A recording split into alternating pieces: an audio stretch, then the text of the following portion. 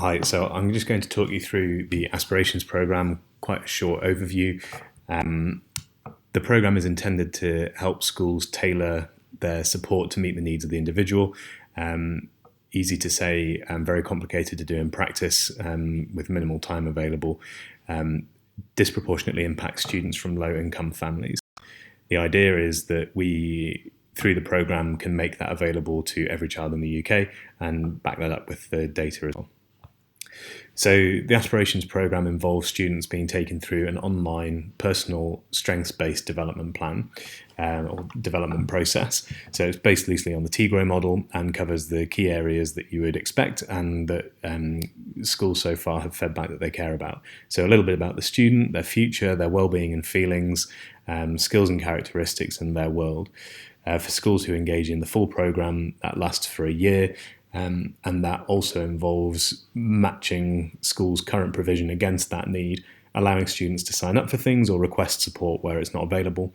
And then we support throughout the year to see whether that's having an impact on which students and by how much.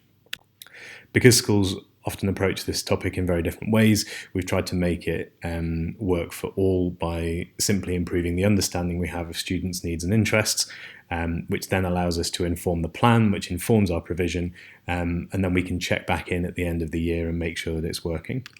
The Assessment Insights part simply covers those first two sections of understanding the need and then amending the plan that we have to make sure that we're accounting for the data. So how does it work? So from a student's perspective, it looks like a small number of online quizzes, and they're quite fun and engaging. Students generally enjoy going through this process. If you can have a tutor in the room with them, it really makes a difference. The tutor gets to know the students really well during that time.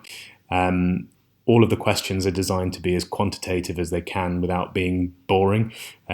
So skills and capabilities, for example, all of them have a 5-point scalar, which we've designed with schools up until this point. It's very hard to get a 1, it's very hard to get a 5, but you do learn a bit about the process of self-regulation and you learn where your gaps are.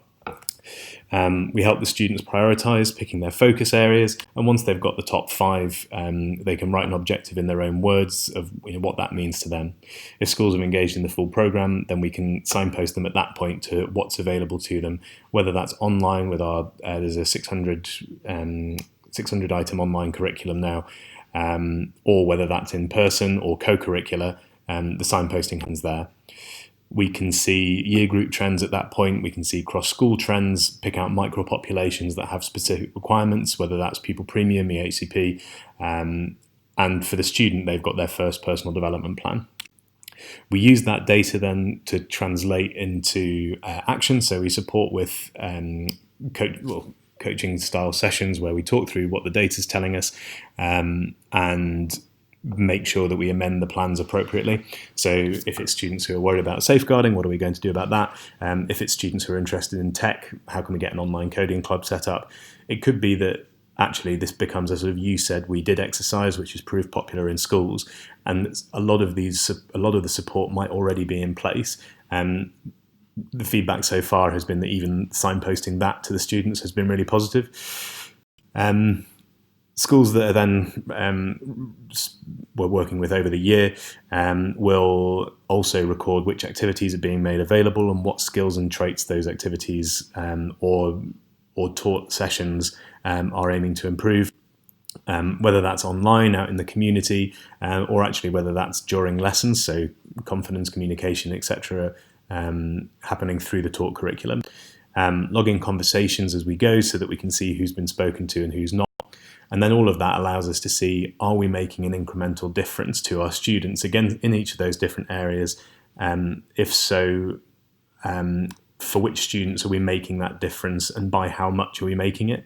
And we can get some feedback from the students as to whether, is it making a difference, are we enjoying it? Which has then led to schools talking about the positive impact that the programme has had for them. I hope that's been useful. Any questions, do let me know.